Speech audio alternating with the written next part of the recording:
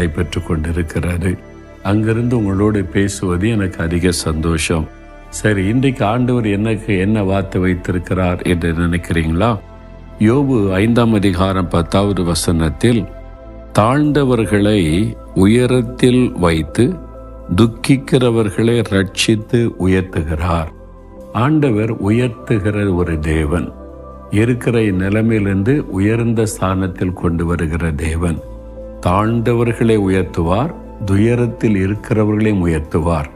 ஒருவேளை நாங்கள் தாழ்ந்து போயிட்டோம், ஏழை குடும்பம், எங்களுக்கு உதவி செய்ய யாருமே இல்லை அப்படின்னு நினைக்கிறீங்களா?